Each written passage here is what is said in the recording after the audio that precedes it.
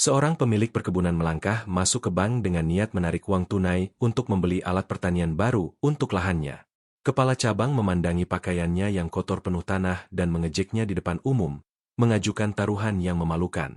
Dia tidak bisa membayangkan bahwa pria pendiam itu menyimpan rahasia yang mampu menghancurkan karirnya dalam sekejap. Berikutnya, teriak teller dari loketnya. Pak Hendra bangkit perlahan dari kursi tunggu.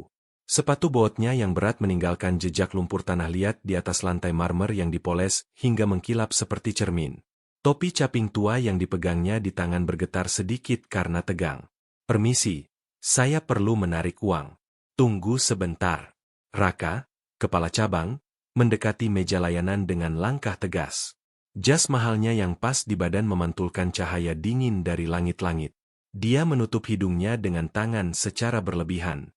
"Bau apa ini?" Tiga nasabah berbalik dengan wajah jijik. Seorang wanita dengan sepatu hak tinggi mundur 2 langkah, menjauh secara naluriah. "Maaf, Pak. Saya datang langsung dari kebun. Saya perlu dari kebun." Raka tertawa terbahak-bahak. Suaranya bergema ke seluruh bank memantul dari pilar-pilar. "Kawan, kamu salah bank. Ini bukan koperasi pertanian desa." Seorang pria berjas mengambil foto Pak Hendra dengan hapnya sambil tertawa pelan. Nasabah lain berbisik di telinga istrinya. Keduanya tertawa diam-diam. Pak Hendra menarik napas dalam-dalam, meremas topinya lebih kuat, merasakan jerami kasar di bawah jari-jarinya yang kapalan. "Saya punya rekening di sini. Saya hanya perlu melakukan penarikan." "Penarikan?" Raka berbalik ke rekan-rekannya mencari dukungan. Dia tertawa singkat dan tajam. "Ini bagus. Lihat pakaiannya dan katakan berapa yang bisa dia punya di rekeningnya." Dimas, supervisor, mendekat dengan penasaran, menyilangkan tangan di dada dan tersenyum dengan sikap superioritas yang jelas. "Biar saya tebak," lanjut Raka tanpa ampun. "Rp1.000.000, Rp500.000. 4 satpam mengamati adegan dari pintu masuk, diam seperti patung. Tidak ada yang turun tangan untuk menghentikan pertunjukan itu. Pak Hendra membuka mulut untuk menjawab, tetapi Raka mengangkat tangan memotongnya dengan kasar. "Kamu tahu apa? Ayo kita bertaruh. Kalau kamu benar-benar punya saldo positif di rekeningmu, saya kasih 2 kali lipat dari yang kamu punya." Seluruh bank membeku. 8 orang sekarang mengamati adegan itu. 2 orang merekam secara terbuka dengan HP mereka.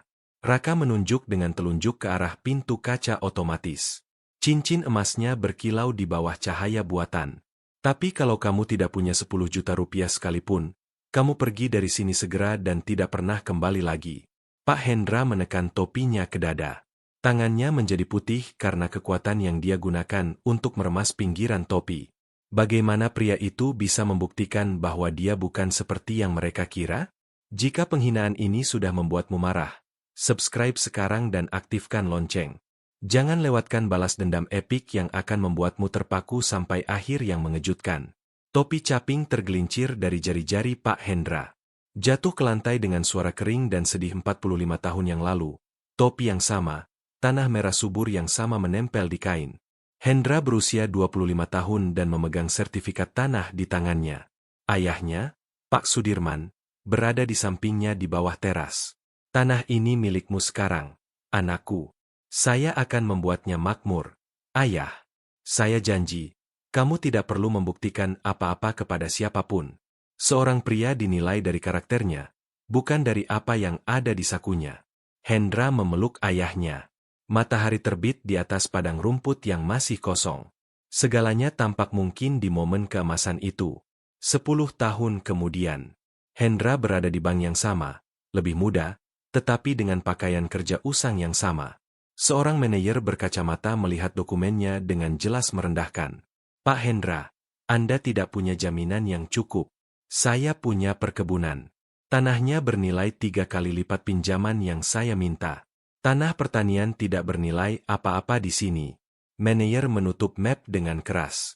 "Kembali ketika Anda punya sesuatu yang konkret untuk ditawarkan." Hendra keluar dari bank itu dengan tangan kosong. Istrinya, Bu Siti, menunggunya di pick-up tua yang diparkir di luar. "Bagaimana?" Mereka menolak. "Kita coba di tempat lain, ya?" Hendra mencengkeram setir sampai buku-buku jarinya sakit. Saya akan berhasil tanpa mereka dan ketika saya berhasil, saya tidak akan pernah lupa bagaimana mereka memperlakukan orang seperti kita. 5 tahun yang lalu, Bu Siti sedang sakit, berbaring di tempat tidurnya. Rambut abu-abunya tersebar di atas bantal putih. Hendra memegang tangannya yang rapuh seperti daun kering.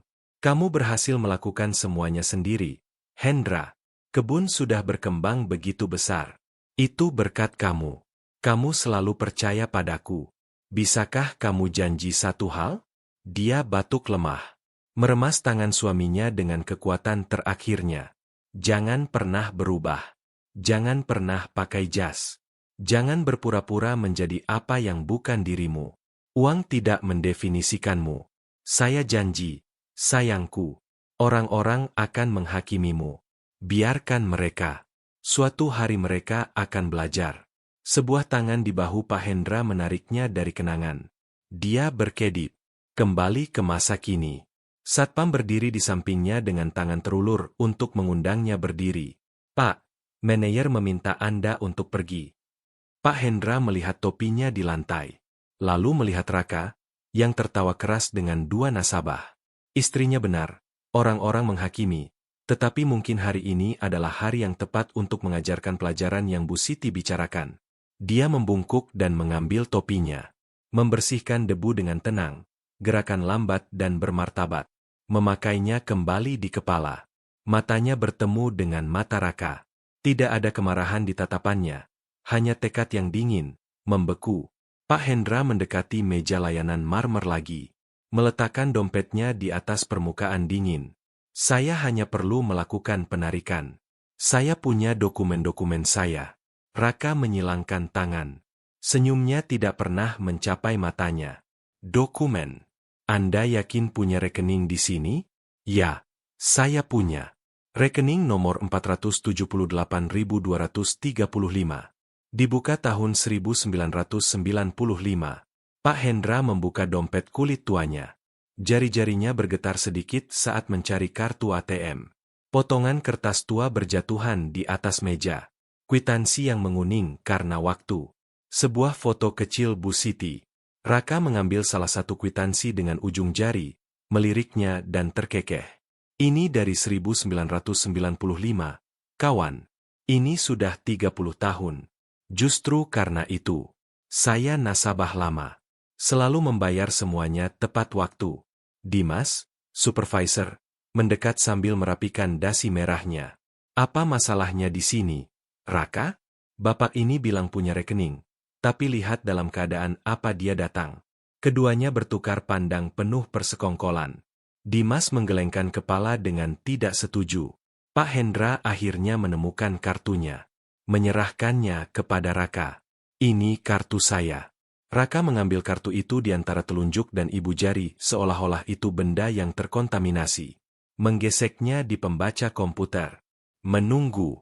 Matanya terbuka lebar untuk sepersekian detik yang hampir tidak terlihat. Lalu kembali normal, tertutup oleh arogansi biasanya. Memang benar, ada rekening. Dia mengembalikan kartu dengan menggesernya di atas meja. Tapi saya perlu memverifikasi beberapa hal sebelum mengotorisasi gerakan apapun. Memverifikasi bahwa saya hanya ingin menarik 50 juta rupiah. 50 juta rupiah. Raka tertawa keras. 3 nasabah berbalik dengan cepat. Pak, dengan segala hormat, saya akan membutuhkan bukti asal dana tersebut. Apa maksud Anda? Ini uang saya. Protokol bank. Undang-undang anti pencucian uang. Jumlah besar membutuhkan dokumentasi tambahan. Pak Hendra menarik napas dalam-dalam. Mencoba mempertahankan ketenangan yang mulai runtuh. Dokumentasi apa? SPT pajak 5 tahun terakhir. Sertifikat tanah. Dokumen perkebunan yang Anda bilang punya bawa semua itu. Tidak ada yang memberitahu saya. Kalau begitu, saya tidak bisa mencairkan dana. Dimas melangkah maju. Suaranya lembut, tetapi menyembunyikan ujung baja. Anda mengerti posisi kami, kan? Dengan undang-undang pencucian uang ini kami harus sangat berhati-hati. Pak Hendra menutup mata sedetik. Ketika membukanya, suaranya lebih rendah. Serak. Kalian memperlakukan saya seperti ini hanya karena pakaian saya. Bukan begitu, Raka berbohong tanpa berkedip. Ini hanya prosedur standar. Standar. Pria berjas di sana dilayani dalam 5 menit tanpa pertanyaan apapun. Dia nasabah prioritas. Saya nasabah selama 30 tahun. Suara Pak Hendra keluar lebih keras dari yang dia maksudkan. 4 orang berbalik. Seorang ibu tua berambut putih menatapnya dengan ketidaksetujuan yang dalam. Seorang eksekutif muda diam-diam merekamnya dengan HP. Raka membungkuk di atas meja. Suaranya menjadi dingin. Dengar, kakek, saya tidak akan mengulangi. Tanpa dokumen tidak ada penarikan. Kalau tidak suka, Anda bisa menutup rekening dan pergi. Menutup rekening. Tepat. Bawa recehan Anda ke tempat lain. Pak Hendra mencengkeram kartu di tangannya. Buku-buku jarinya menjadi putih. Melihat sekeliling. Tidak ada yang berniat membantunya. Semua menghindari tatapannya. Mungkin Dimas benar. Seharusnya dia berpakaian lebih baik memakai kemeja bersih. Bu Siti selalu bilang bahwa pakaian tidak mendefinisikan siapapun. Tetapi sekarang, berdiri di sana, dipandang seolah-olah sampah, Pak Hendra mempertanyakan diri. Mungkin dia salah. Mungkin dunia bekerja berbeda dari yang dia kira. Dia ingat pertama kali meminta pinjaman, penghinaan yang sama, tatapan merendahkan yang sama, bank yang sama. Faktanya, waktu itu dia bersumpah tidak akan pernah mengalami itu lagi dan sekarang terjadi lagi. Bedanya adalah hari ini dia punya uang, banyak uang. Tapi apakah penting kalau tidak ada yang menganggapnya serius? Apa gunanya? Pak Hendra menyimpan kartu di dompetnya. Gerakannya lambat, berat seperti timah. Baiklah, katanya pelan. Saya akan mencari dokumen-dokumennya. Keputusan yang bagus. Raka sudah melihat nasabah berikutnya. Kembali ketika semuanya lengkap. Pak Hendra berbalik untuk keluar. Melangkah 3 langkah ke arah pintu. Kakinya terseret di lantai yang mengkilap. Bagaimana kalau dia menyerah saja? Dia bisa menarik uang di bank lain. Dia tidak perlu membuktikan apa-apa kepada orang-orang kosong itu. Tetapi suara Bu Siti bergema di kepalanya. Suatu hari mereka akan belajar.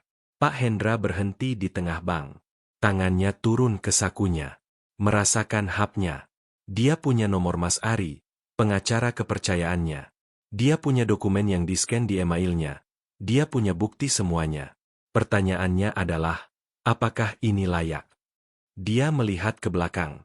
Raka tertawa dengan Dimas. Keduanya merayakan lelucon internal. Mungkin tentang dia. Pak Hendra merasakan sesuatu berubah di dalam dadanya. Bukan kemarahan, sesuatu yang lebih dalam. Itu adalah memori setiap kali dia dihakimi, setiap kali dia diberitahu bahwa dia tidak cukup baik. Setiap pintu tertutup di wajahnya. Ini bukan lagi soal uang, ini soal semua orang seperti dia. Orang jujur yang bekerja keras dan diperlakukan seperti bukan siapa-siapa. Dia mengeluarkan HP, membuka kunci layar, mencari kontak Mas Ari. Hari ini akan berbeda. Hari ini dia akan mengajarkan pelajaran, bukan untuk dirinya sendiri, tetapi untuk Bu Siti, untuk ayahnya, untuk semua yang dipermalukan karena tidak cocok dengan cetakan. Jari-jarinya ragu di atas tombol panggil. Kesempatan terakhir untuk mundur. Untuk membiarkannya berlalu. Untuk menjadi praktis, dia menekan tombol hijau. Halo, Ari, saya butuh bantuanmu. Ini mendesak. Pak Hendra masih ditelepon ketika Raka bangkit dari kursinya, menyeberangi lobi dengan langkah lebar. Hei, Anda masih di sini? Pak Hendra menutup telepon, menyimpan HP. Saya sedang menunggu. Menunggu apa?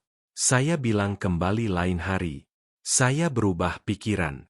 Saya akan melakukan penarikan hari ini juga. Raka tertawa kering, melihat sekeliling, memastikan dia punya penonton. Anda tidak mengerti. Tidak akan terjadi apa-apa tanpa dokumen. Saya tahu. Saya sedang mengurusnya dan bagaimana pengacara saya sedang membawanya. Kata pengacara menyebabkan sedetik keheningan.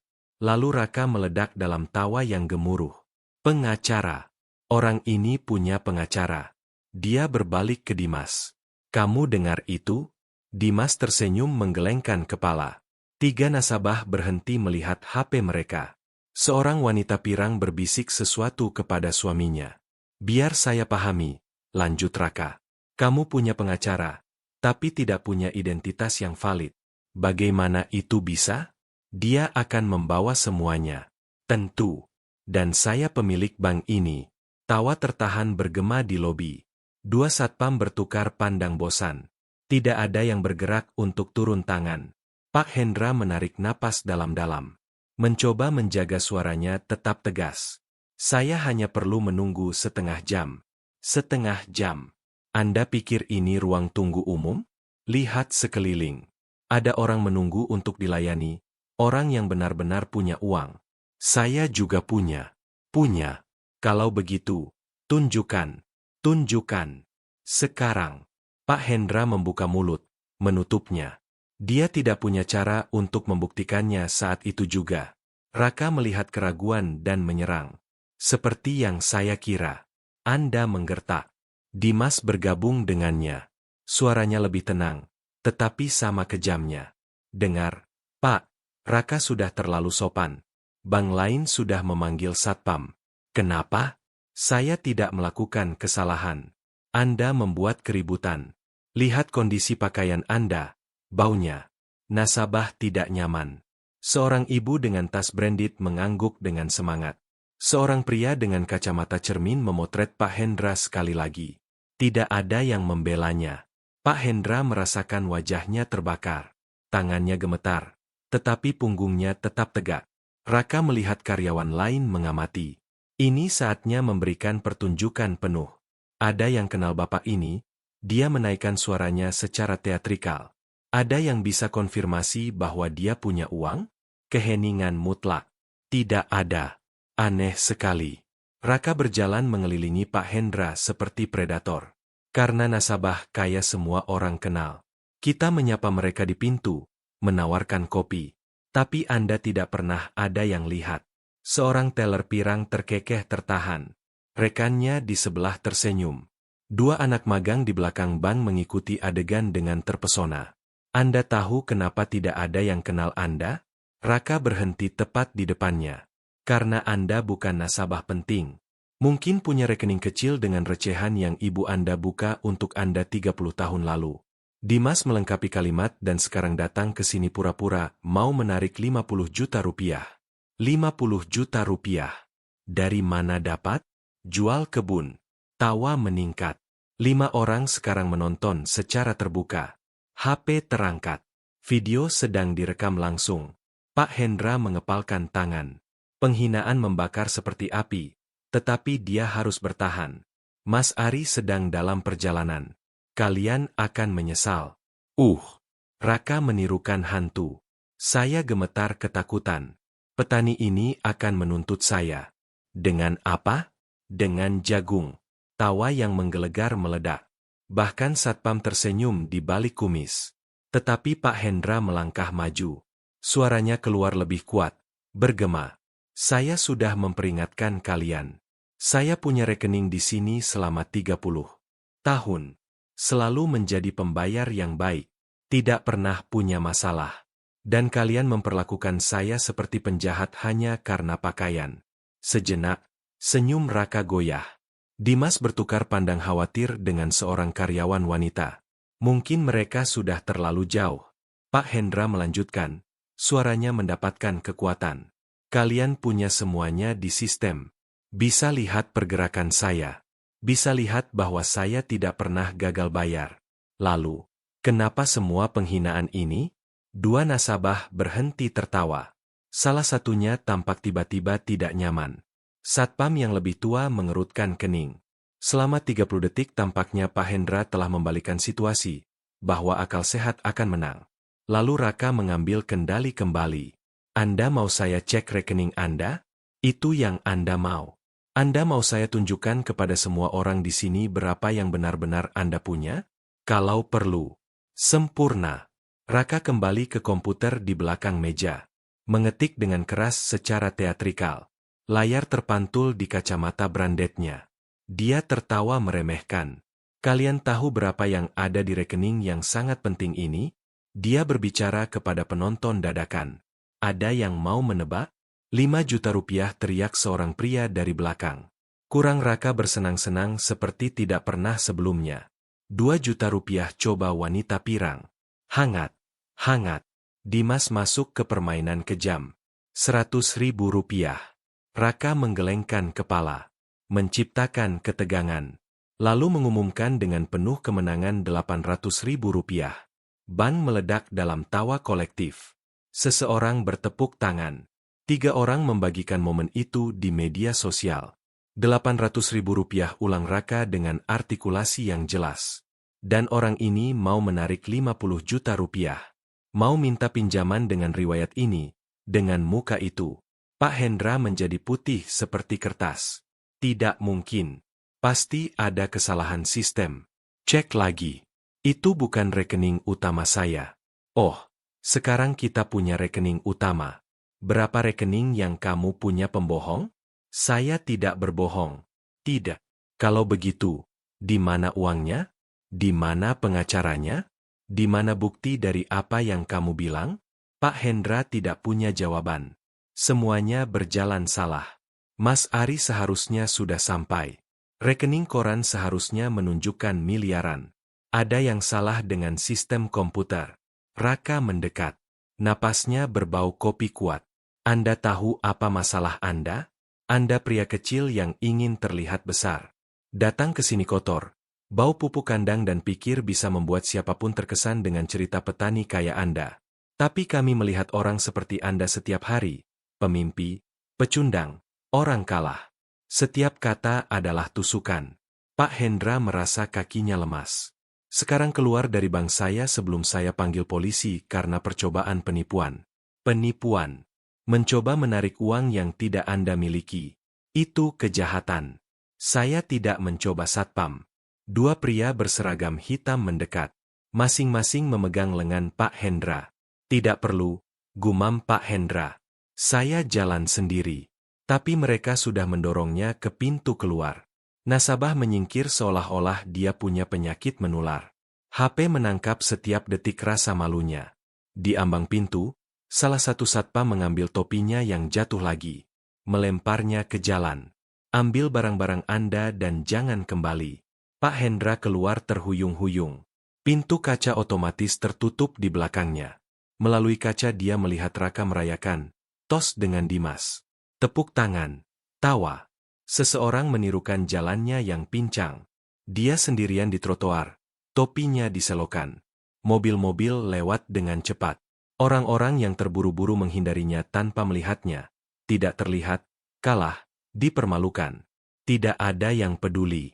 Pak Hendra mengambil topi dari pinggir jalan, menepuk debu dan puing-puing. Tangannya masih gemetar tak terkendali. Menyeberang jalan, menemukan bangku besi di bawah pohon, duduk dengan berat, menyangga siku di lutut dan menyembunyikan wajah di antara telapak tangan yang kapalan. 65 orang telah melihat adegan itu. Video-video pasti sudah beredar di internet. Anak-anak kenalannya akan melihatnya. Tetangga akan bergosip. Seluruh kota akan tahu bahwa Pak Hendra diusir dari bank seperti gelandangan. Dia memikirkan Bu Siti. Alhamdulillah dia tidak hidup untuk melihat bencana ini. Rasa malu akan tak tertahankan baginya. Mungkin sudah waktunya menerima kenyataan. Dia sudah tua, 70 tahun. Untuk apa membuktikan sesuatu? Kepada siapa dia bisa pergi begitu saja, melupakan, menarik uang di kota lain dan selesai. Pak Hendra mengeluarkan dompet dari saku belakang, membukanya. Foto Bu Siti ada di sana, dilindungi oleh plastik buram. Dia tersenyum dalam gambar itu. Itu hari ulang tahun ke-50-nya. 4 tahun sebelum pergi selamanya. Janji saya kamu tidak akan pernah berubah. Dia telah berkata. Dia tidak berubah. Dia tetap menjadi pria sederhana yang sama. Dan lihat kemana janji itu membawanya. Jari-jarinya menyentuh benda lain di dompet. Sebuah kartu nama yang terlipat, tua, pudar. Dia membukanya dengan hati-hati yang hampir religius. Pak Bambang, Direktur Regional Bank Makmur. Pak Hendra mengingat saat dia menerima kartu itu. Itu dilelang sapi genetika tinggi 3 tahun lalu. Pak Bambang tertarik pada satu lot sapi pejantan, tapi tidak tahu apa-apa tentang peternakan. Dia akan membayar 3 kali lipat nilai sebenarnya. Pak Hendra memperingatkannya dengan hati-hati. Menjelaskan tentang genetika, kesehatan ternak, harga pasar. Menyelamatkan Pak Bambang dari kerugian 200 juta rupiah. Kalau butuh apa saja di bank, cari saya, kata Pak Bambang sambil memberikan kartu itu. Saya berhutang besar. Waktu itu, Pak Hendra menyimpannya karena sopan santun. Tidak pernah membayangkan akan menggunakannya. Dia mengangkat pandangan ke gedung bank yang megah. Raka mungkin masih di dalam sana merayakan. Dimas pasti sedang menceritakan kisahnya kepada manajer lain di grup chat. Semua tertawa tentang petani bodoh. Kemarahan mulai menggantikan rasa malu. Bukan kemarahan panas, meledak-ledak. Itu dingin, diperhitungkan, bertekad. Pak Hendra mengambil hapnya, mencari kontak Mas Ari. Ada 3 panggilan tak terjawab darinya. Dia menghubungi nomor itu. Pak Hendra, di mana Anda? Saya sampai di bank dan Anda tidak ada. Mereka mengusir saya. Apa maksudnya? Raka mempermalukan saya di depan semua orang. Dia mengecek rekening saya dan bilang hanya ada 800.000 rupiah. Tidak mungkin. Rekening Giro punya lebih dari 8 miliar rupiah. Saya tahu. Dia pasti melihat rekening yang salah atau berbohong dengan sengaja. Keheningan di ujung sana. Lalu Mas Ari berbicara dengan suara keras dan profesional. Ini sudah keterlaluan. Penghinaan publik, pencemaran nama baik, diskriminasi. Kita punya kasus yang kuat. Saya tidak mau menuntutnya. Saya mau sesuatu yang lebih baik. Pak Hendra menatap kartu nama Pak Bambang. Saya mau dia belajar pelajaran di depan orang-orang yang sama yang menertawakan saya. Bagaimana? Pak Hendra menarik napas dalam-dalam. Rencana terbentuk dengan jelas di pikirannya. Saya akan menghubungi direktur regional. Dia berhutang budi pada saya. Saya akan minta rapat. Rapat untuk apa? Untuk menunjukkan rekening koran saya, investasi saya, semuanya di depan Raka dan direktur lainnya. Mas Ari diam sejenak, lalu tertawa pelan. Anda mau mengeksposnya di depan umum? Persis seperti yang dia lakukan kepada saya. Anda akan butuh bukti, saksi, dokumentasi lengkap. Anda bisa mengurusnya? Tentu saja. Tapi ada hal lain. Seorang anak magang mendekati saya ketika saya sampai di bank. Dia bilang dia merekam semuanya. Dia mau bersaksi. Harapan menyala di dada Pak Hendra. Kecil, tapi nyata. Kenapa dia mau melakukan itu? Dia bilang dia sudah melihat Raka mempermalukan 3 orang bulan ini.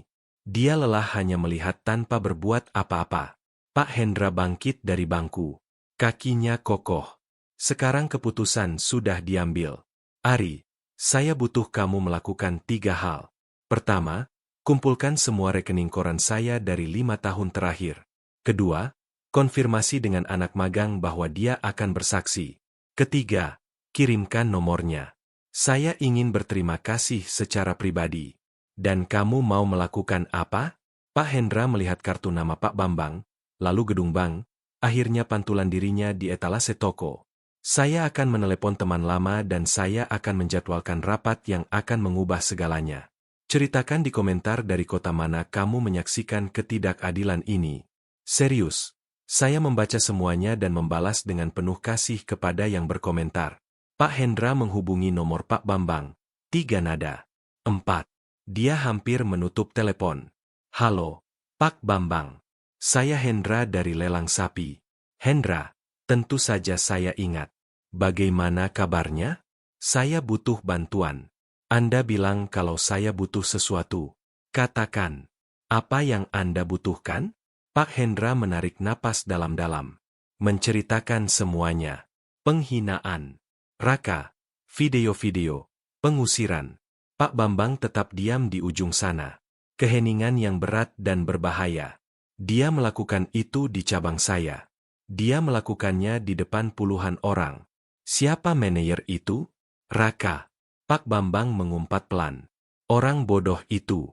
Saya sudah menerima 3 keluhan tentang dia tahun ini. Saya pikir dia sudah berubah. Dia tidak berubah. Pak Hendra. Maafkan saya. Ini seharusnya tidak terjadi. Saya akan memecatnya hari ini juga. Tidak. Tidak. Saya ingin melakukannya dengan cara berbeda. Saya ingin rapat dengan semua manajer besok kalau bisa. Pak Bambang butuh waktu sejenak untuk menjawab. Ketika berbicara ada rasa hormat dalam suaranya. Anda ingin mengonfrontasinya secara publik dengan cara yang sama seperti dia mengonfrontasi Anda. Saya mengerti. Dan Anda punya bukti kejadian itu, video, saksi, dan pengacara saya sedang mengumpulkan semua dokumentasi keuangan. Dokumentasi. Pak Hendra, boleh saya tanya berapa yang Anda punya di rekening? Saya lebih suka mengungkapkannya di rapat. Pak Bambang tertawa. Tawa singkat dan serius. Baiklah. Besok jam 10 pagi di ruang rapat direksi. Saya akan mengumpulkan semua manajer untuk pelatihan wajib. Raka tidak akan curiga apa-apa. Terima kasih, Pak Bambang. Pak Hendra, satu hal lagi. Anda yakin dengan ini? Ini akan berat untuknya dan untuk Anda. Pak Hendra melihat Bang dari seberang alun-alun. Saya yakin. Mari kita akhiri ini. 20 menit kemudian, Mas Ari tiba dengan mobil sedan hitam yang berkilau. Parkir di depan alun-alun. Keluar dengan tas kulit berkualitas di bawah lengan. Berhasil? Berhasil. Mas Ari membuka tasnya. Rekening koran lengkap. 5 tahun pergerakan. SPT pajak, sertifikat tanah. Semuanya dilegalisir notaris. Dia mengeluarkan lembar tertentu. Menunjuk angka-angkanya. Ini rekening giro Anda. Saldo saat ini, 8.420 juta rupiah. Pak Hendra mengambil lembar itu, melihat angka-angkanya. Meskipun sudah tahu, melihatnya tercetak memberikan efek berbeda. Dan investasi, obligasi pemerintah, reksadana, 12 miliar rupiah lagi. Total Anda punya aset liquid 20,6 miliar rupiah. 20 miliar rupiah. Itu belum termasuk tanah. Kalau Anda jual perkebunan, dengan mudah melampaui 40 miliar rupiah. Pak Hendra duduk lagi di bangku. Mas Ari duduk di sampingnya. Kamu tahu apa yang paling membuat saya marah? Kata Mas Ari. Raka melihat rekening Anda. Dia melihat 8 miliar rupiah. Dan meskipun begitu dia berbohong. Bilang Anda hanya punya 800 ribu rupiah. Berbohong atau benar-benar tidak kompeten. Mungkin dia melihat subrekening lama yang tidak aktif yang tidak Anda pakai. Tapi seorang manajer seharusnya tahu cara memeriksa saldo global. Kemarahan Pak Hendra bertambah. Ini bukan kesalahan. Ini murni kejahatan. Berapa gajinya? Raka? Seorang manajer level itu. Sekitar 40 juta rupiah per bulan. Bersih. 40 juta rupiah. Pak Hendra menggelengkan kepala. Dia mempermalukan seorang pria yang memiliki 500 kali gaji tahunannya. Makanya dia harus belajar. Orang seperti itu tidak berubah tanpa konsekuensi. Mas Ari mengeluarkan lembar lain dari tas. Ini pernyataan Dewi, anak magang. Dia mendeskripsikan semuanya. Dari lelucon tentang bau sampai pengusiran. Bahkan ada cap waktu video yang dipublikasikan. Video-video ada di internet.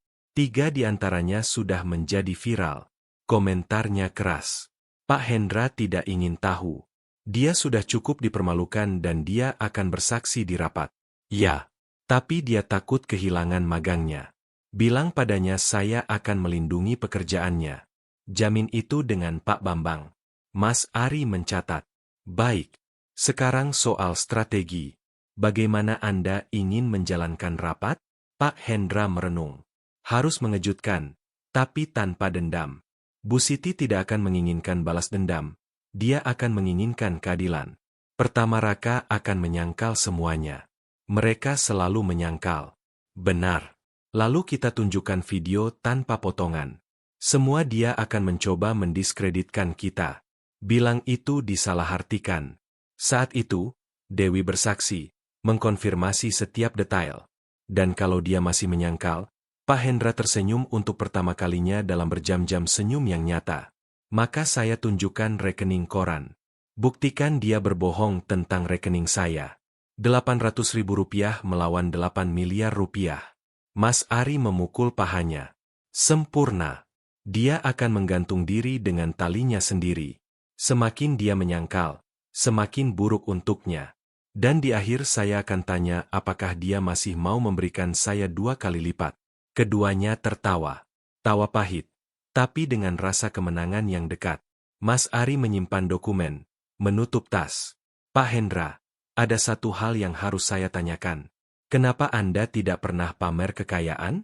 Dengan 20 miliar rupiah, Anda bisa punya mobil sport, pakaian branded.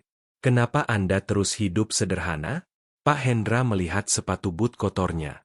Ayah saya mengajarkan bahwa pamer adalah untuk orang yang harus membuktikan sesuatu. Saya tidak punya yang perlu dibuktikan.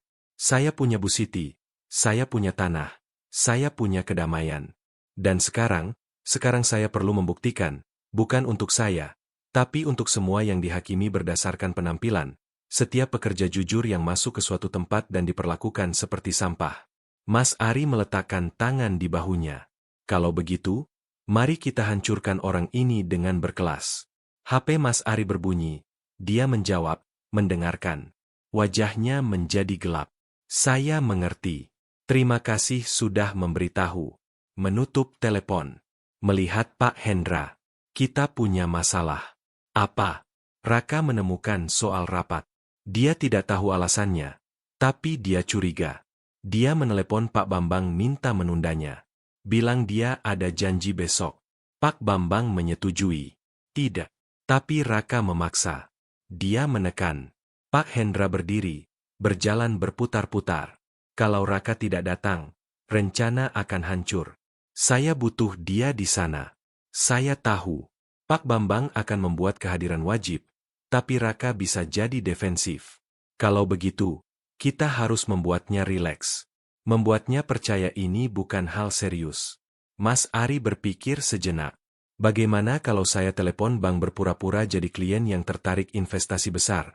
Minta bicara khusus dengan Raka? Itu bisa berhasil. Buat dia besar kepala. Buat dia percaya akan menutup kesepakatan. Saya akan jadwalkan pertemuan tepat setelah pelatihan. Jadi dia tidak akan absen. Pak Hendra mengangguk. Lakukan sekarang. Mas Ari menelepon. Memasang suara pengusaha penting. Halo, saya ingin bicara dengan manajer Raka. Ya, saya tertarik menempatkan jumlah yang signifikan. Besok jam 11. Sempurna. Ya, tepat setelah pelatihan Anda terima kasih. Menutup telepon. Tersenyum. Selesai. Dia akan ada di sana. Dia sudah mengkonfirmasi kehadirannya di pelatihan. Pak Hendra menghembuskan napas yang ditahannya. Semuanya siap. Kalau begitu, hampir. Mas Ari menatap matanya. Pak Hendra, kesempatan terakhir untuk mundur. Ini akan mengubah hidup Anda. Akan mengekspos Anda. Semua orang akan tahu Anda miliarder. Saya tahu. Kedamaian akan berakhir. Orang akan minta uang. Mereka akan memperlakukan Anda berbeda. Anda tidak akan bisa lagi tidak terlihat. Pak Hendra melihat ke langit. Matahari terbenam oranye dan merah di atas atap-atap kota. Bu Siti selalu bilang satu hal, bahwa kedamaian tanpa martabat bukan kedamaian, itu hanya ketakutan. Dan Anda siap melepaskan ketakutan? Saya siap. Mas Ari mengulurkan tangan. Pak Hendra menjabatnya erat. Kalau begitu, besok jam 10. Jam itu atau tidak sama sekali. Malam itu Pak Hendra hampir tidak tidur. Jam 6 pagi sudah bangun. Minum kopinya tanpa merasakan. Memakai celana bersih, kemeja kotak-kotak yang disetrika dan sepatu boot kerja yang sama. Dia tidak akan mengubah siapa dirinya. Bahkan sekarang. Jam 7.30, Mas Ari tiba di perkebunan. Membawa 2 map tebal dan laptop.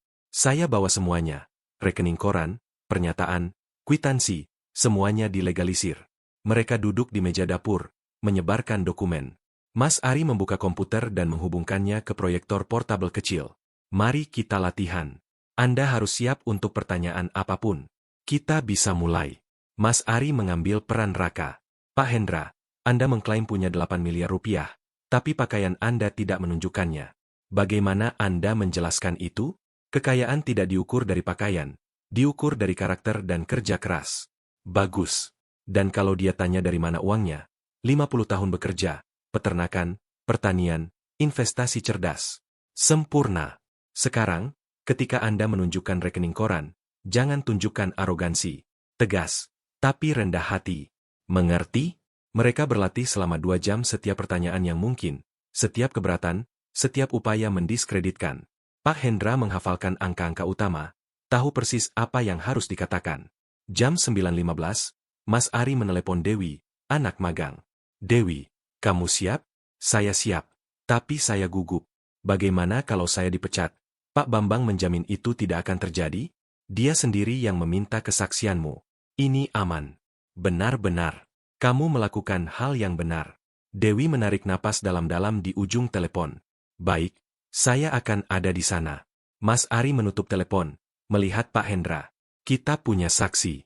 Kita punya bukti. Kita punya elemen kejutan. Semuanya siap. Pak Hendra mengambil topi caping, yang sama yang dia pakai kemarin. Kalau begitu, ayo pergi. Mereka keluar. Pick up tua Pak Hendra menderu di jalan kerikil. Mas Ari mengikuti dengan sedannya. 2 kendaraan, 2 dunia, 1 tujuan. Jam 9.45 mereka tiba di bank. Parkir. Masih ada 15 menit. Saya masuk duluan, kata Mas Ari. Anda tunggu sinyal saya. Mengerti. Mas Ari masuk. Pak Hendra tetap di pick up. Memandang gedung dari jendela. Jantungnya berdetak kencang. 10 menit kemudian, hapnya bergetar. Pesan dari Mas Ari. Masalah mendesak. Telepon. Pak Hendra langsung menghubungi nomor itu. Ada apa? Raka tidak datang. Maksudnya? Dia telepon bilang keracunan makanan. Minta menunda rapat. Dunia Pak Hendra runtuh. Semua perencanaan, semua bukti, semuanya sia-sia. Dan sekarang Pak Bambang marah. Bilang ini ketiga kalinya Raka absen rapat penting, tapi dia tidak bisa memaksa orang sakit untuk datang. Pak Hendra memukul setir dengan kepalan tangan. Kemarahan membakar. Dia melarikan diri. Dia tahu sesuatu akan terjadi. Mungkin, tapi kita tidak punya cara membuktikannya. Keheningan. Pak Hendra berpikir cepat. Pasti ada solusi. Mas Ari, di mana Raka tinggal? Pak Hendra, tidak. Kita tidak akan pergi ke rumahnya. Saya tidak akan melakukan hal buruk. Saya hanya akan mengundangnya secara pribadi. Ini gila. Saya punya alamatnya. Mas Ari ragu. Menghela napas berat. Saya punya. Saya dapat dari Dewi. Tapi Pak Hendra, kirimkan. Alamat tiba via pesan. Sebuah apartemen mewah. 20 menit dari sana, Pak Hendra menyalakan mesin. Bilang Pak Bambang tahan rapat setengah jam. Saya bawa Raka. Bagaimana Anda akan melakukannya? Lihat saja nanti. Pak Hendra mempercepat. Pick up tua mendengung di jalan raya. 15 menit kemudian. Dia di apartemen, gerbang elektronik, petugas berseragam. Saya di sini untuk bertemu Raka. Unit 804. Dia menunggu Anda? Tidak. Tapi dia akan mau bertemu saya. Petugas curiga, melihat pick up, melihat Pak Hendra, mengangkat telepon. Pak Raka, ada Bapak di sini. Bilang Anda akan mau bertemu dia. Pak Hendra mendengar suara Raka melalui interkom kesal. Siapa ini Pak Hendra? Dia mendekati mikrofon, berbicara keras dan jelas. Hendra dari bank. Saya datang untuk mengambil 2 kali lipat yang kamu janjikan. Keheningan di ujung sana. Lalu bunyi klik. Gerbang terbuka. Pak Hendra masuk. Naik lift ke lantai 8. Mengetuk pintu unit 804. Raka membuka. Memakai jubah sutra. Berwajah orang yang tidur nyenyak. Apa mau Anda? Kamu janji memberi saya 2 kali lipat kalau saya punya saldo positif. Saya datang menagih. Pergi dari sini sebelum saya panggil polisi. Panggil saja. Jadi kamu harus menjelaskan kenapa kamu absen rapat penting dengan berpura-pura sakit. Raka memucat dengan jelas. Bagaimana Anda tahu soal rapat? Semua orang tahu. Bahkan Pak Bambang tidak senang. Dia yang menyuruh Anda ke sini. Tidak. Saya datang sendiri untuk memberimu kesempatan terakhir untuk hadir. Dengan bermartabat, Raka menutup pintu sedikit secara defensif. Saya tidak akan pergi. Kalau begitu, siapkan CVMU karena setelah rapat ini, bahkan tanpa kamu, kariermu di bank itu berakhir. Pak Hendra berbalik. Mulai berjalan di lorong. Menghitung detik dalam pikiran. 3, 2, 1. Tunggu. Pak Hendra berhenti. Tidak berbalik. Hanya menunggu. Kalau saya pergi, apa yang akan terjadi? Keadilan. Anda akan mempermalukan saya seperti saya mempermalukan Anda? Tidak. Saya hanya akan menunjukkan kebenaran. Raka menarik napas dalam-dalam. 5 detik. 10. 15. Beri saya 15 menit untuk bersiap-siap 10. Pintu tertutup. Pak Hendra menunggu di lorong. 8 menit kemudian, Raka keluar. Jas abu-abu sempurna, dasi biru, mata memerah. Ayo pergi. Mereka masuk lift bersama dalam keheningan. Turun, menyeberangi parkiran. Raka menuju mobil sedan silvernya. Saya ikuti, kata Pak Hendra. Jangan coba kabur. Saya tidak akan kabur. Dia tidak kabur. 20 menit kemudian, kedua mobil parkir di depan bank berdampingan. Jam 10.15, terlambat 15 menit. Tapi mereka ada di sana. Mas Ari menunggu di pintu. Melihat Pak Hendra, melihat Raka. Matanya terbuka lebar karena kaget. Pak Hendra melewatinya. Berbisik, sekarang, saatnya. Ruang rapat memiliki dinding kaca transparan. 8 manajer duduk mengelilingi meja oval. Pak Bambang di ujung kepala. Raka masuk terakhir. Duduk sejauh mungkin dari Pak Hendra. Selamat pagi semuanya. Pak Bambang memulai. Terima kasih sudah datang. Hari ini kita harus membahas situasi yang sensitif. Dia menatap Raka. Raka, kemarin ada insiden di cabang. Seorang nasabah mengklaim telah dipermalukan secara publik olehmu. Apa yang kamu katakan? Raka menyesuaikan diri di kursi. Tersenyum. Kepercayaan diri tampaknya telah kembali ke wajahnya. Pak Bambang, dengan segala hormat, ini kesalahpahaman besar. Kesalahpahaman? Ya. Kemarin saya melayani seorang bapak yang masuk ke bank dalam kondisi tidak pantas. Pakaian kotor, bau menyengat. Nasabah lain mengeluh. 2 manajer mengangguk. Seorang karyawan wanita berambut pirang. Bergumam sesuatu sebagai tanda setuju. Dan apa yang kamu lakukan? Tanya Pak Bambang. Saya mengikuti protokol. Meminta dokumentasi karena pergerakan mencurigakan. Dia tidak punya. Dia menjadi agresif. Saya harus memanggil satpam untuk menjaga ketertiban. Agresif. Pak Hendra berbicara untuk pertama kalinya. Raka berbalik ke arahnya. Tatapannya penuh penghinaan. Ya, Anda menaikkan suara, menakuti nasabah, menolak keluar ketika kami minta dengan sopan. Itu tidak benar. Kata-kata saya melawan kata-kata Anda. Raka berbicara kepada Pak Bambang. Direktur, dengan segala hormat, Bapak ini jelas tidak mengerti bagaimana institusi keuangan modern bekerja. Dia ingin menarik 50 juta rupiah, tapi punya kurang dari 1 juta rupiah di rekeningnya. Ketika saya jelaskan dia butuh dokumentasi, dia mulai mengarang cerita tentang menjadi petani kaya, punya miliaran, punya pengacara. 3 manajer tertawa pelan. Dimas, supervisor hadir. Mengangguk setuju. Benar. Pak Bambang. Saya ada di sana. Raka sopan, bahkan terlalu sabar. Saya bilang, lihat. Raka membuka tangan. Bukan hanya saya. Beberapa karyawan menyaksikan kejadian itu. Bapak yang hadir di sini ini mencoba menuntut bank karena diperlakukan sesuai protokol keamanan. Pak Bambang melihat Pak Hendra. Tatapannya meminta kesabaran. Pak Hendra, apakah Anda punya bukti atas klaim Anda? Sebelum Pak Hendra bisa menjawab, Raka melanjutkan, tentu saja tidak punya, karena itu tidak terjadi. Dengar, saya mengerti. Bapak ini merasa malu, tapi malu tidak sama dengan dipermalukan. Kalau saya menyinggung tanpa sengaja, saya minta maaf. Tapi bertindak profesional bukan kejahatan. Dia bersandar di kursi, menyilangkan kaki. Arogansi telah kembali sepenuhnya. Sebenarnya, Direktur, saya pikir kita harus menuntut balik karena pencemaran nama baik. Bapak ini mencoreng reputasi saya tanpa bukti. Manajer lain bertukar pandang. Beberapa tampak setuju. Raka menjual versinya dengan baik. Jadi, Raka menyimpulkan dengan senyum, kalau tidak ada bukti konkret, saya sarankan tutup masalah ini di sini. Saya punya nasabah penting menunggu jam 11. Pak Bambang melihat Mas Ari, memberi isyarat. Inilah saatnya menghancurkan arogansi itu. Mas Ari berdiri, menghubungkan komputer ke proyektor. Dinding putih menjadi hidup. Bukti konkret. Kami punya beberapa. Dia menekan play.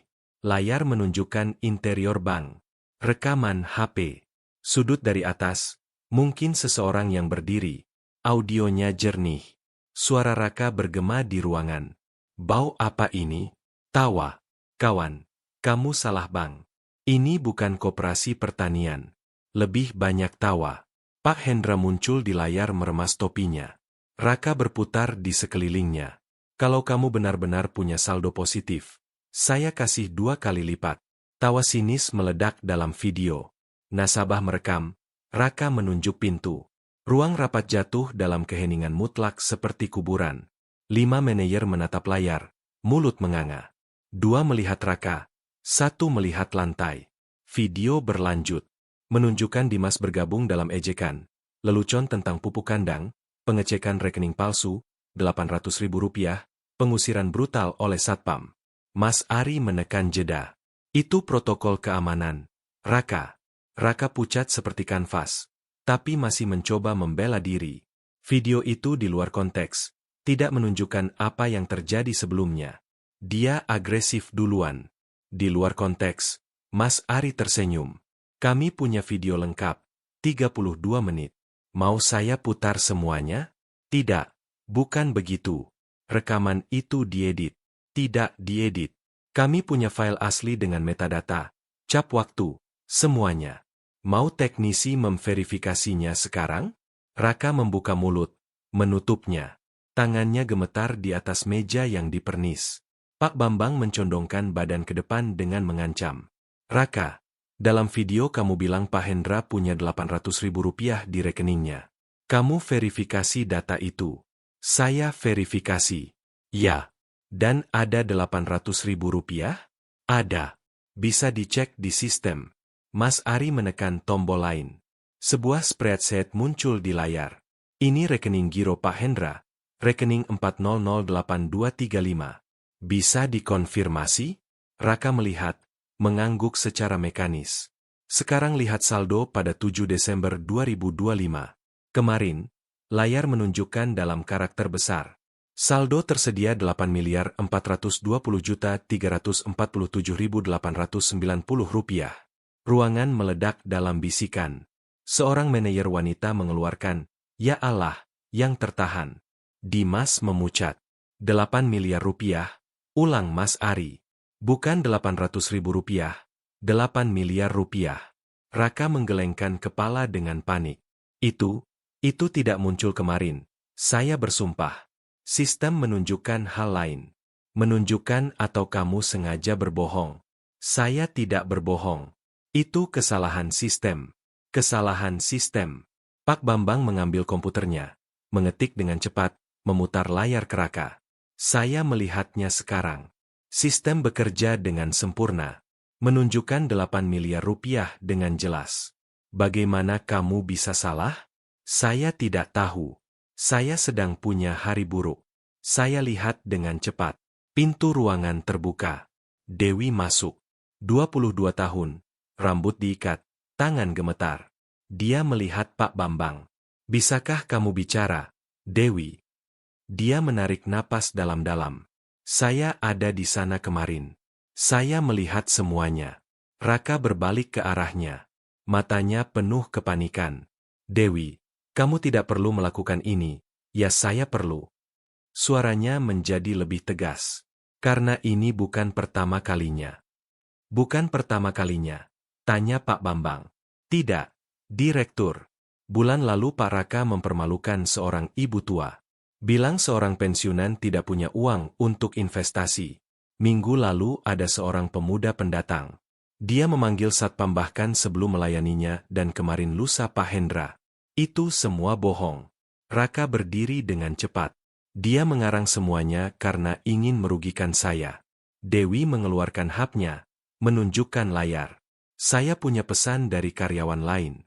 Semua mengeluh tentang perilakunya. Saya bisa meneruskannya ke HRD sekarang juga. Raka jatuh kembali ke kursi. Sikap percaya dirinya runtuh seperti istana kartu.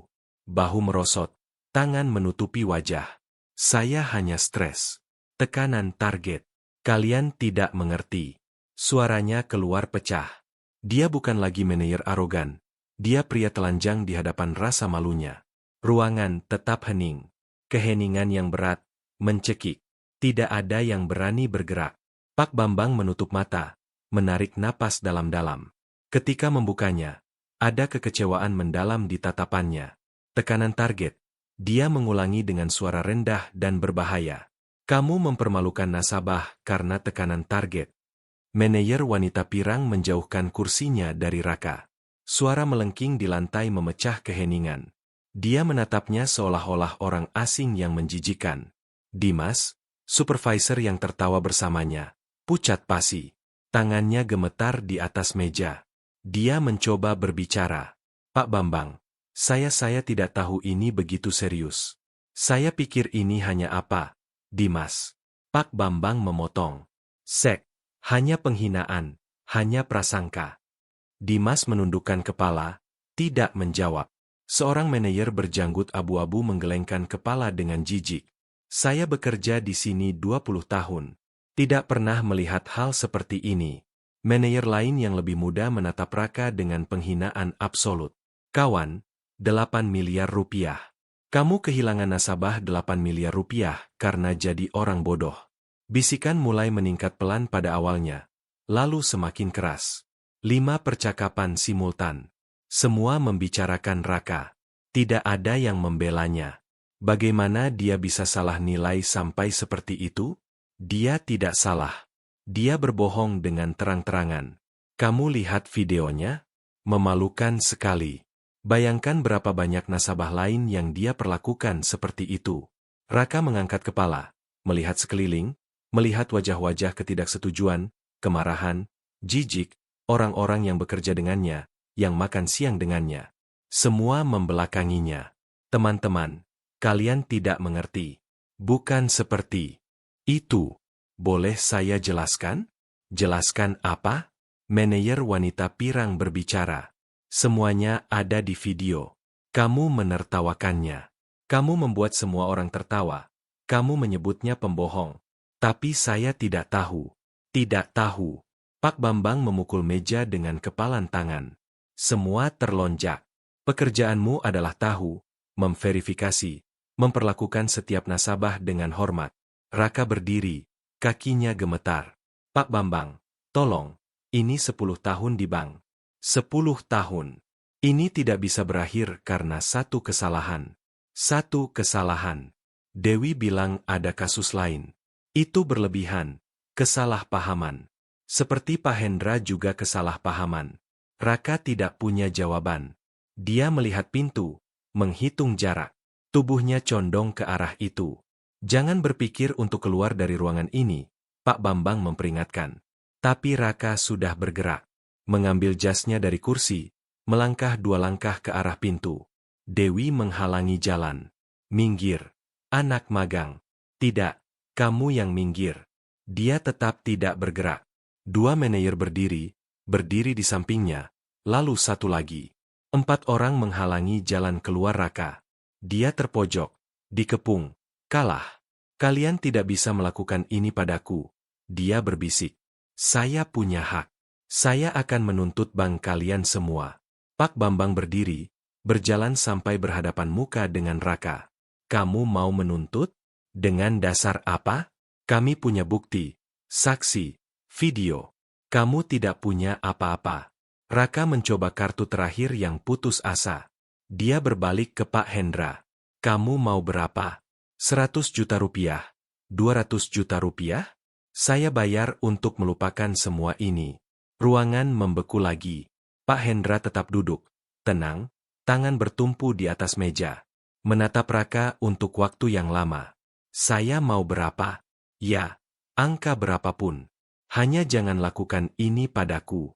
Pak Hendra berdiri perlahan, mengambil topi caping yang ada di kursi sebelah, memakainya di kepala, berjalan sampai ke Raka. Saya ingin kamu belajar satu hal. Apa?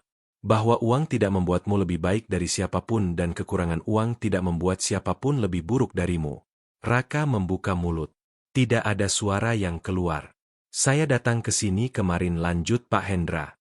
Hanya untuk menarik uang. Saya harus membeli traktor, suku cadang, barang-barang untuk perkebunan. Saya tidak datang untuk membuat terkesan, tidak datang untuk pamer. Saya datang untuk melakukan apa yang dilakukan nasabah manapun. Suaranya tenang, tapi kokoh seperti batu. Setiap kata dipilih dengan hati-hati. Kamu menghakimi saya dari pakaian, dari bau, dari penampilan. Kamu memutuskan siapa saya tanpa mengenal saya. Dan lebih buruk lagi, kamu mempermalukan saya untuk hiburan. Saya sudah minta maaf. Kamu tidak minta maaf. Kamu menawarkan uang. Apa bedanya? Permintaan maaf membutuhkan pengakuan kesalahan. Kamu mencoba membeli jalan keluarmu. Mas Ari mendekat, membuka salah satu map, mengeluarkan 3 lembar. Pak Bambang, selain rekening giro, Pak Hendra punya investasi di bank ini. Obligasi senilai 4 miliar rupiah, reksadana 3 miliar rupiah dan surat berharga negara 5 miliar rupiah. Dia meletakkan lembar-lembar itu di atas meja satu persatu. Total aset keuangan di institusi ini, 20 miliar 420 juta rupiah. Angka itu bergema di ruangan 20 miliar rupiah, 20 miliar rupiah. Raka terhuyung. Berpegangan pada sandaran kursi agar tidak jatuh. 20 miliar rupiah. Ya, kata Pak Hendra. 50 tahun bekerja. Tidak pernah menghabiskan untuk hal-hal bodoh. Tidak pernah pamer. Menabung, investasi dan memilih bank ini karena saya pikir bisa mempercayainya. Pak Bambang menutupi wajah dengan tangan. Ketika menurunkannya dia merah karena marah. Raka, kamu dipecat dengan alasan, tanpa pemberitahuan, tanpa pesangon. Ambil barang-barangmu dan pergi sekarang. Tidak, tolong. Saya butuh pekerjaan ini. Saya punya KPR, apartemen, mobil. Seharusnya kamu memikirkan itu sebelumnya. Direktur, saya mohon, anak-anak saya, cukup. Suara Pak Bambang menggelegar. Kamu tidak memikirkan anak-anakmu ketika mempermalukan pria ini. Kamu tidak memikirkan konsekuensinya. Apa yang kamu pikirkan? Tertawa? Merasa superior? Raka ambruk. Jatuh berlutut ke lantai. Air mata mulai mengalir di wajahnya. Maaf. Saya benar-benar maaf. Pak Hendra melihatnya dari atas. Tidak ada kesenangan dalam pemandangan itu. Tidak ada kegembiraan, hanya kelelahan. Dimas panggil Pak Bambang. Kamu juga diskors. 15 hari tanpa gaji dan kamu akan mengikuti pelatihan etika wajib. Kalau ada satu keluhan, satu saja, kamu akan menyusul Raka keluar pintu. Dimas mengangguk dengan panik. Tidak berani protes. Adapun Anda, Pak Hendra. Pak Bambang berbalik. Atas nama bank, saya menyampaikan permintaan maaf saya. Permintaan maaf saya yang terdalam. Ini seharusnya tidak pernah terjadi. Saya terima. Apakah Anda ingin mempertahankan rekening Anda bersama kami? Pak Hendra melihat Raka di lantai, lalu manajer lainnya, lalu Dewi, lalu Pak Bambang. Tidak, katanya pelan. Saya akan transfer semuanya. Saya tidak bisa percaya lagi. Pak Bambang menundukkan kepala. Saya mengerti. Itu hak Anda. Pak Hendra mengambil map-mapnya. Mas Ari membantunya. Mereka berjalan menuju pintu. Melewati Raka yang masih berlutut. Dia tidak mengangkat pandangan. Ruangan tetap hening. 2 satpam masuk. Mengangkat Raka dengan paksa. Mengawalnya keluar. Langkah-langkahnya yang terseret bergema di lorong. Pak Hendra berhenti di ambang pintu. Melihat ke belakang untuk terakhir kali. Dewi panggilnya. Terima kasih atas keberanianmu. Dia tersenyum melalui air matanya. Pak Hendra keluar. Pintu tertutup di belakangnya. Baru kemudian dia menghembuskan napas yang ditahannya. Sudah selesai. Pak Hendra keluar dari ruangan dengan kaki yang terasa berat. Tapi dadanya aneh, ringan dan lelah di saat bersamaan. Lorong bank tampak lebih sunyi dari kemarin. Tidak ada tawa. Tidak ada komentar sarkastik. Hanya langkah-langkah terukur dan tatapan menghindar.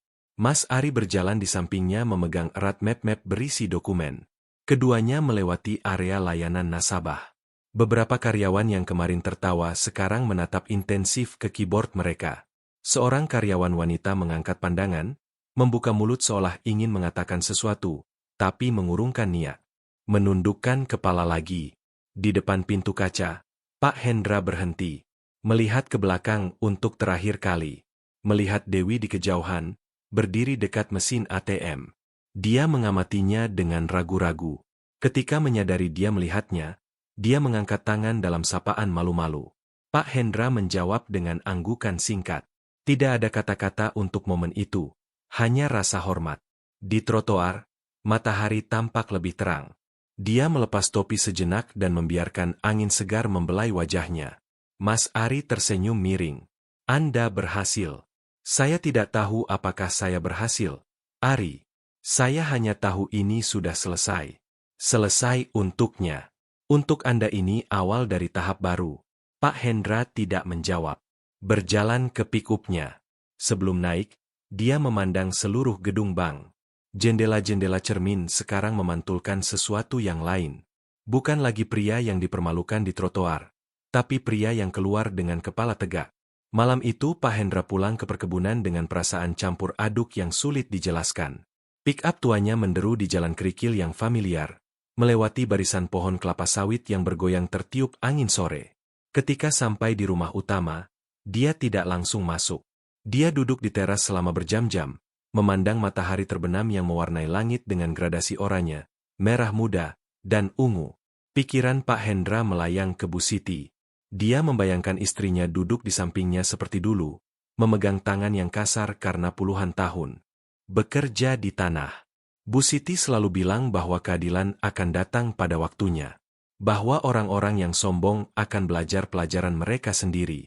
Dan hari ini, untuk pertama kalinya, Pak Hendra melihat kata-kata itu menjadi kenyataan. Kamu benar, sayangku, bisiknya ke angin malam. Mereka akhirnya belajar. Dia mengeluarkan dompet kulit tuanya, membuka lipatan yang sudah usang, dan menatap foto Bu Siti yang tersenyum. Foto itu diambil di ulang tahun ke-50-nya, 4 tahun sebelum dia pergi selamanya. Dalam foto itu, Bu Siti mengenakan kebaya sederhana berwarna hijau toska, rambutnya yang mulai beruban diikat rapi, dan senyumnya memancarkan kedamaian yang selalu membuat Pak Hendra merasa tenang. Aku tidak berubah, kata Pak Hendra kepada foto itu. Aku masih memakai sepatu boot yang sama, topi caping yang sama, kemeja kotak-kotak yang sama. Aku tidak pernah berpura-pura menjadi orang lain.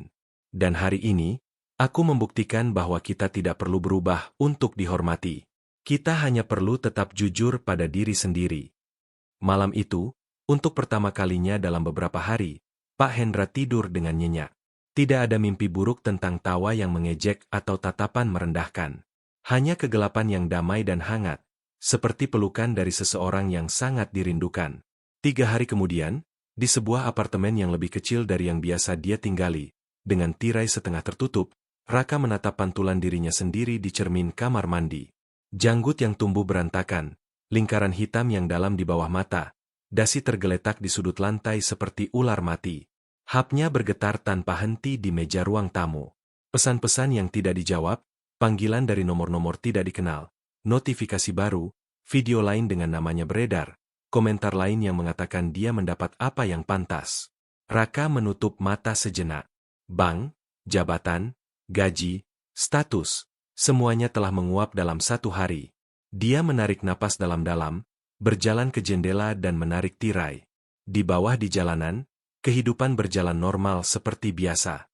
Mobil, motor, orang-orang bekerja. Untuk pertama kalinya dalam waktu lama dia tidak punya tempat untuk dituju. Dia mengingat 10 tahun karirnya di bank. Bagaimana dia memulai sebagai teller biasa, bekerja keras, lembur setiap malam, mengorbankan waktu bersama keluarga untuk mengejar promosi. Bagaimana dia naik pangkat satu persatu, dari teller menjadi karyawan senior, lalu supervisor, dan akhirnya kepala cabang. Dia pikir dia telah mencapai puncak. Dia pikir dia tidak bisa dijatuhkan. Tapi satu hari, satu keputusan bodoh, satu tindakan kejam, dan semuanya hancur. Raka mengingat wajah Pak Hendra saat pertama kali masuk ke bank itu. Pria tua dengan pakaian kerja yang kotor, topi caping usang, sepatu boot berlumpur. Raka langsung menilainya. Langsung memutuskan bahwa pria ini tidak layak dihormati. Langsung memutuskan bahwa pria ini adalah bahan lelucon. Betapa salahnya dia. Raka mengepalkan tangan dengan kuat sampai buku-buku jarinya memutih. Dia tidak menyalahkan Pak Hendra. Dia menyalahkan dirinya sendiri. Kesombongannya, arogansinya, keyakinan bodohnya bahwa pakaian menentukan nilai seseorang. Hapnya berdering lagi. Kali ini dia melihat nama di layar. Istrinya, Ratna. Dia ragu sejenak, lalu menjawab, "Halo, Raka, kamu di mana?" Anak-anak menanyakanmu. Mereka melihat video di internet. Dinda menangis di sekolah karena teman-temannya mengejeknya. Suara istrinya terdengar lelah, marah, dan khawatir di saat bersamaan. "Aku di apartemen lama. Yang dulu kita sewa sebelum pindah. Kenapa kamu tidak pulang? Aku tidak bisa menghadapi mereka sekarang, Ratna. Aku tidak bisa melihat wajah anak-anak dengan rasa malu ini.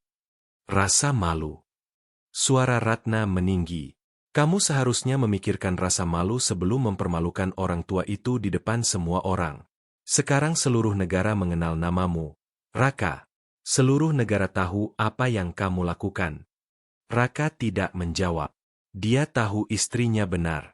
Anak-anakmu menanggung akibatnya. Lanjut Ratna, suaranya mulai pecah. Dinda yang berumur 12 tahun dibuli di sekolah. Fajar yang berumur 8 tahun bertanya padaku kenapa ayahnya jahat pada kakek-kakek. Bagaimana aku harus menjawab pertanyaan itu? Raka? Bagaimana? Aku tidak tahu. Kamu harus pulang. Kamu harus menghadapi ini. Bersembunyi tidak akan menyelesaikan apa-apa. Beri aku waktu, Ratna. Tolong. Beri aku waktu untuk berpikir. Keheningan panjang di ujung telepon. Lalu helaan napas berat. Baik. Tapi jangan terlalu lama. Anak-anakmu membutuhkanmu. Meskipun kamu melakukan kesalahan besar, mereka tetap membutuhkan ayah mereka. Ratna menutup telepon. Raka tetap memegang HP di telinganya untuk beberapa saat, mendengarkan bunyi kosong dari sambungan yang terputus. Lalu dia melempar HP ke sofa dan menangis. Untuk pertama kalinya sejak dia remaja, dia menangis dengan keras, dengan tubuh gemetar dan napas tersendat-sendat. Sementara itu, di beberapa kilometer dari sana, Pak Hendra berjalan di antara alur-alur perkebunannya. Bau tanah, rumput basah karena irigasi, kehidupan nyata, memenuhi udara. Dia merasa lebih di rumah di sana daripada di ruang rapat manapun. Pohon-pohon kelapa sawit yang dia tanam 30 tahun lalu sekarang tinggi menjulang. Daun-daunnya bergoyang lembut tertiup angin pagi. Pak Hendra berhenti di dekat sebuah pohon yang dia tandai dengan cat merah. Pohon ini istimewa. Ini adalah pohon pertama yang dia dan Bu Siti tanam bersama ketika mereka baru menikah. Waktu itu mereka masih muda, penuh harapan, dan tidak punya apa-apa kecuali cinta dan tekad untuk membangun kehidupan bersama. 50 tahun, gumam Pak Hendra sambil menyentuh batang pohon yang kasar. 50 tahun kerja keras. Dan sekarang, perkebunan ini bernilai puluhan miliar rupiah. Tapi kamu tahu, sayangku, semua uang itu tidak ada artinya dibandingkan dengan kenanganku bersamamu di bawah pohon ini. Dia mendengar suara pick-up mendekati dari kejauhan. Mas Ari sudah menelepon sebelumnya, mengatakan bahwa dia akan datang dengan beberapa dokumen yang perlu ditandatangani untuk proses transfer rekening ke bank baru. Pak Hendra berjalan kembali ke rumah utama, meninggalkan pohon bersejarah itu dengan perasaan nostalgia yang hangat. HP-nya berbunyi. Nomor tidak dikenal lagi. Halo. Pak Hendra, saya dari Bank Nasional. Kami ingin menjadwalkan pertemuan untuk mempresentasikan proposal investasi personal. Dia berterima kasih dengan sopan, menolak dan menutup telepon. Beberapa menit kemudian, telepon lain, bank lain, proposal lain, janji-janji kartu eksklusif, ruang VIP, penasihat khusus. Pak Hendra hanya tersenyum tipis, menutup satu persatu, tidak terburu-buru, tidak lagi ingin mendengar janji-janji kosong. Sejak video viral menyebar ke seluruh internet, Pak Hendra telah menerima lebih dari 100 panggilan dari berbagai bank dan institusi keuangan. Semuanya ingin dia menjadi nasabah mereka. Semuanya menjanjikan perlakuan istimewa, layanan premium, dan perhatian penuh. Ironis, pikir Pak Hendra. Seminggu lalu tidak ada yang mau melayaninya. Sekarang semua orang berebut perhatiannya. Tapi Pak Hendra tidak tertarik dengan perlakuan istimewa. Yang dia inginkan hanyalah dihormati sebagai manusia. Bukan karena uangnya, tapi karena karakternya. Bukan karena saldo rekeningnya, tapi karena integritasnya. Mas Ari tiba tepat waktu seperti biasa. Mobil sedan hitamnya parkir di depan rumah utama, dan dia keluar dengan tas kulit di tangan. Wajahnya serius tapi ada senyum kecil di sudut bibirnya. Pak Hendra, saya punya kabar. Kabar apa? Raka mengajukan banding atas pemecatannya. Dia mengklaim bahwa pemecatan tanpa pesangon melanggar undang-undang ketenagakerjaan. Pak Hendra menghela napas. Biarkan dia mengajukan banding. Itu haknya. Anda tidak marah. Untuk apa marah, Ari? Dia sudah kehilangan pekerjaannya, reputasinya, mungkin juga keluarganya. Apalagi yang harus kuambil darinya? Mas Ari terdiam sejenak, terkesan dengan ketenangan kliennya. Selama bertahun-tahun menjadi pengacara, dia jarang bertemu orang seperti Pak Hendra. Orang yang memiliki setiap alasan untuk menuntut balas dendam tapi memilih untuk tidak melakukannya. Ada satu hal lagi, kata Mas Ari. Beberapa stasiun televisi dan portal berita ingin mewawancarai Anda. Cerita Anda sudah menjadi viral nasional. Mereka menawarkan bayaran yang cukup besar untuk wawancara eksklusif. Pak Hendra menggelengkan kepala tegas. Tidak. Aku tidak ingin menjadi selebriti karena dipermalukan. Aku tidak ingin ceritaku dijadikan hiburan. Yang terjadi sudah terjadi. Sekarang aku ingin kembali ke kehidupan normalku. Anda yakin? Ini bisa menjadi kesempatan untuk menyebarkan pesan tentang tidak menghakimi orang dari penampilan. Pesan itu sudah tersebar. Ari, video-video itu sudah ditonton jutaan orang. Mereka sudah melihat apa yang terjadi. Mereka sudah membuat kesimpulan sendiri. Aku tidak perlu menambahkan apa-apa lagi.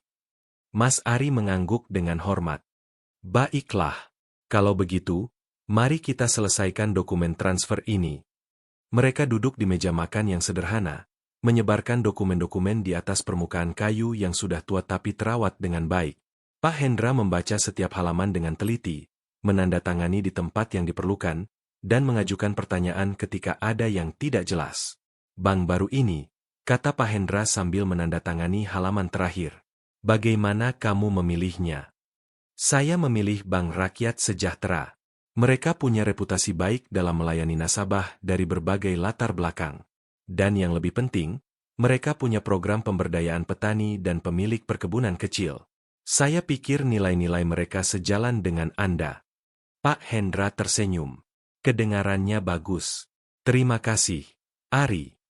Sama-sama, Pak Hendra. Oh, satu hal lagi. Dewi ingin bertemu dengan Anda. Dia ingin berterima kasih secara langsung. Suruh dia datang kapan saja. Pintu rumahku selalu terbuka. Di bawah teras rumah utama, Dewi menyesuaikan tas ranselnya di atas lutut. Dia datang ke perkebunan atas undangan Pak Hendra dan Mas Ari. Tanpa seragam bank, dengan celana jeans dan kaos sederhana, dia terlihat jauh lebih muda daripada di bank. Kalian tidak harus melakukan ini, katanya sambil menatap amplop coklat di atas meja. Magang itu sepadan. Saya hanya melakukan apa yang benar. Justru karena itu, jawab Pak Hendra. Orang yang melakukan hal yang benar tanpa mengharapkan imbalan adalah orang yang langka. Mas Ari mendorong amplop ke arahnya. Beasiswa penuh. Manajemen atau hukum, kamu pilih universitas terbaik dan kalau kamu butuh ada tempat magang di kantor saya. Mata Dewi berkaca-kaca. Saya tidak tahu harus bilang apa. Kamu tidak harus bilang apa-apa, kata Pak Hendra. Hanya belajar dan ketika kamu punya kekuasaan di tangan, ingat kemarin. Ingat orang-orang yang masuk ke tempat manapun dengan takut dipermalukan. Dewi mengangguk, menekan amplop ke dadanya. Air mata mengalir di pipinya. Tapi dia tersenyum. Senyum yang penuh harapan dan tekad. Pak Hendra, kata Dewi setelah menenangkan diri. Boleh saya bertanya sesuatu? Tentu saja. Bagaimana Anda bisa tetap tenang? Maksud saya, setelah semua yang Raka lakukan kepada Anda, bagaimana Anda tidak meledak dengan kemarahan? Pak Hendra terdiam sejenak, memikirkan pertanyaan itu dengan serius. Lalu dia menjawab dengan suara yang lembut tapi penuh keyakinan. Kemarahan adalah api yang membakar diri sendiri. Dewi, kalau aku membiarkan kemarahan mengendalikanku, aku akan menjadi orang yang sama seperti Raka. Aku akan menghakimi orang lain, menyakiti orang lain, dan pada akhirnya menyakiti diriku sendiri. Istri saya, Bu Siti, selalu mengajarkan bahwa keadilan yang sejati tidak datang dari balas dendam. Keadilan datang dari kebenaran. Dan kebenaran itu sudah terungkap. Raka sudah menanggung konsekuensi dari perbuatannya. Apalagi yang harus kuambil darinya? Dewi menyerap kata-kata itu dengan penuh perhatian.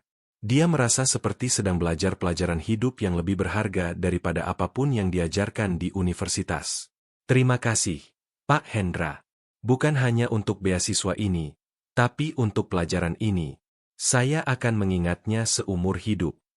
Ingat juga satu hal lagi, tambah Pak Hendra. Ketika kamu menjadi orang sukses nanti, dan aku yakin kamu akan menjadi orang sukses, jangan pernah lupa dari mana kamu berasal. Jangan pernah lupa bagaimana rasanya menjadi orang kecil yang diabaikan. Gunakan kekuasaanmu untuk mengangkat orang lain, bukan untuk menjatuhkan mereka. Dewi mengangguk dengan serius. Saya janji, Pak Hendra. Saya janji. Kemudian, setelah Dewi dan Mas Ari pergi, Pak Hendra berjalan sendirian ke gudang tempat dia menyimpan alat pertanian. Sebuah traktor baru, berkilau, baru saja dikirim, bersinar di samping mesin tua yang hampir tidak berfungsi. Dia menjalankan tangan di atas badan traktor baru, merasakan logam dingin. Untuk sesaat dia berpikir bagaimana traktor ini adalah alasan awal dari semuanya. Dia hanya ingin membeli peralatan, hanya itu. Dan di jalan dia akhirnya membeli sesuatu yang jauh lebih mahal, yaitu rasa hormat. Pak Hendra duduk di atas bangku kayu tua di sudut gudang, memandang traktor baru itu dengan tatapan menerawang. Dia mengingat perjalanan panjang yang membawanya ke titik ini. 50 tahun kerja keras. 50 tahun bangun sebelum matahari terbit dan tidur setelah matahari terbenam. 50 tahun mengolah tanah, menanam benih, memanen hasil, dan menabung setiap rupiah yang bisa ditabung. Ketika dia masih muda, banyak orang yang meragukan dia. Tetangga-tetangganya bertanya mengapa dia tidak mencari pekerjaan di kota seperti pemuda lain. Teman-temannya mengejeknya karena memilih menjadi petani di era modern. Bahkan beberapa anggota keluarganya menyarankan dia untuk menjual tanah warisan dan memulai usaha lain yang lebih terhormat. Tapi Pak Hendra tetap pada pendiriannya.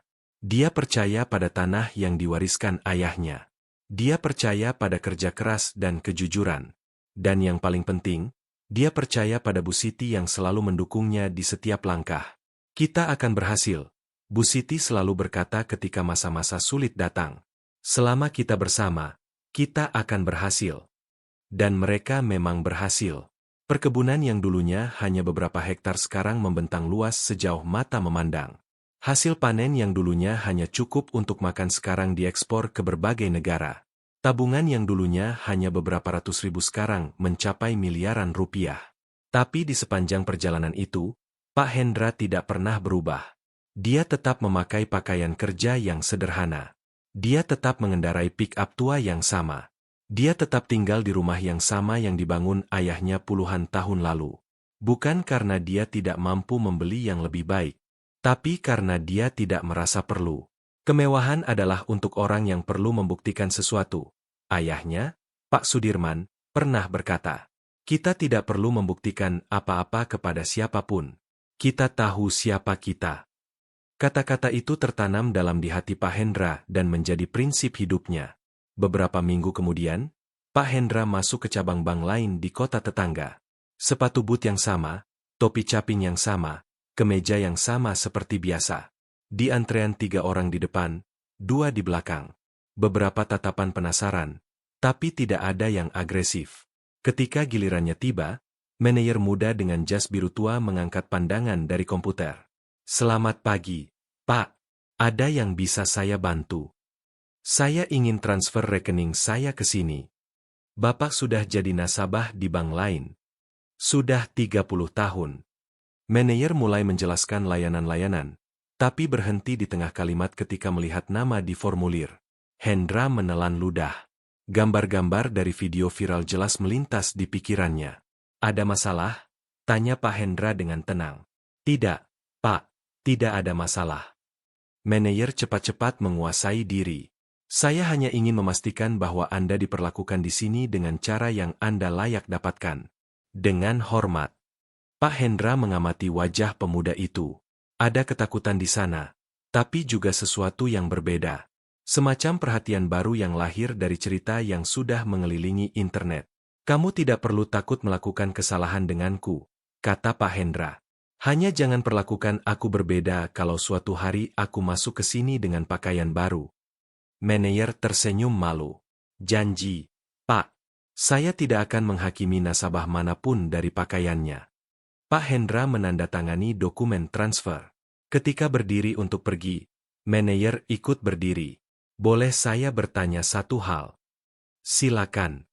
Dengan semua yang Anda alami, apakah Anda masih percaya pada bank? Pak Hendra berpikir sedetik. Saya tidak percaya pada gedung atau logo. Saya percaya pada orang-orang yang memilih untuk berbeda di dalamnya. Manajer muda itu tertegun mendengar jawaban tersebut. Ada kebijaksanaan dalam kata-kata sederhana itu yang membuatnya merasa kecil sekaligus terinspirasi. Di trotoar, sudah di luar, Pak Hendra memasang topi kembali di kepala. Angin bertiup ringan, mengangkat sedikit pinggiran topi. Untuk sesaat dia memikirkan Bu Siti. Membayangkan senyumnya melihat semua ini. Kamu pasti suka melihat ini, sayangku, gumamnya. Lalu dia melangkah 2 langkah, berhenti dan memandang kota di hadapannya. Mobil, toko, orang-orang yang terburu-buru. Dunia masih sama. Tapi dia bukan lagi pria yang menerima untuk menundukkan kepala. Hari itu, ketika pulang ke perkebunan dan duduk di bawah teras dengan kopi panas di antara telapak tangan, dia merasakan ketenangan yang berbeda. Bukan kedamaian orang yang bersembunyi, tapi kedamaian orang yang menghadapi badai dan tetap berdiri.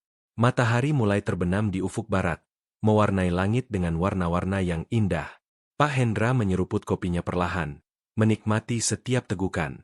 Di kejauhan, burung-burung terbang pulang ke sarang mereka, membentuk formasi yang berubah-ubah di langit senja. Pak Hendra tersenyum. Untuk pertama kalinya dalam waktu yang sangat lama, dia merasa benar-benar damai. Bukan karena dia telah membalas dendam. Bukan karena dia telah menghancurkan musuhnya. Tapi karena dia telah membuktikan, kepada dirinya sendiri dan kepada dunia, bahwa nilai seseorang tidak ditentukan oleh pakaian yang dikenakannya atau mobil yang dikendarainya. Nilai seseorang ditentukan oleh karakternya, oleh integritasnya, oleh cara dia memperlakukan orang lain, terutama mereka yang tidak bisa memberikan apa-apa sebagai balasan. Dan Pak Hendra tahu bahwa dia telah lulus ujian itu. Sekarang tarik napas dalam-dalam dan pikirkan berapa kali seseorang memandangmu dari atas ke bawah dan memutuskan siapa kamu tanpa mengetahui namamu. Berapa banyak pintu yang tertutup hanya karena pakaianmu, karena cara sederhanamu, karena tempat asalmu? Kisah Pak Hendra mungkin hanya fiksi, tapi kamu tahu bahwa di luar sana ini terjadi setiap hari. Di bank-bank, di toko-toko, di perusahaan-perusahaan, di sekolah-sekolah, orang dinilai dari jam tangan di pergelangan, dari mobil di garasi, dari parfum yang dipakai dan bukan dari karakter yang dibawa di dalam. Jika kamu pernah dihakimi dari penampilan atau mengenal seseorang yang mengalami hal seperti itu, tulis di sini di komentar satu kata saja. Ya, hanya itu. Ya, itu bukan hanya komentar. Itu adalah teriakan diam yang berkata, saya merasakan ini di kulit saya sendiri. Ini adalah cara untuk menunjukkan bahwa cerita ini bukan hanya milik Pak Hendra. Ini milikmu, milik ribuan orang. Dan jika cerita ini menyentuhmu, jika di suatu momen kamu merasakan kemarahan, atau kelegaan ketika kebenaran terungkap, maka kamu perlu menyebarkannya kepada lebih banyak orang. Bagikan video ini dengan seseorang yang selalu diremehkan, dengan saudara sederhana yang bekerja keras dan tidak ada yang melihat, dengan teman yang dipermalukan di toko, di tempat kerja, di wawancara. Biarkan cerita ini menjadi pelukan bagi mereka yang merasa tidak berharga, karena tidak ada yang melihat apa yang ada di dalam. Dan jika kamu suka cerita seperti ini tentang keadilan yang tak terduga, tentang orang sederhana yang membungkam mereka yang merasa lebih baik, ini saatnya untuk bergabung dengan mereka yang percaya pada hal itu. Subscribe channel ini. Di sini setiap video adalah kehidupan baru, perjuangan baru, twist yang bisa terjadi pada siapa saja dari kita. Cerita-cerita orang biasa yang menghadapi penghinaan, twist yang tidak ada yang mengharapkan dan akhir yang meninggalkan simpul di tenggorokan atau senyum lega. Aktifkan lonceng agar tidak ketinggalan cerita-cerita berikutnya. Karena hari ini giliran Pak Hendra. Besok bisa jadi cerita seseorang yang jauh lebih mirip denganmu daripada yang kamu bayangkan. Tulis ya di komentar. Bagikan video ini dan subscribe sekarang. Dan ingat satu hal sebelum pergi. Jangan pernah menghakimi saldo seseorang dari pakaian yang dikenakannya.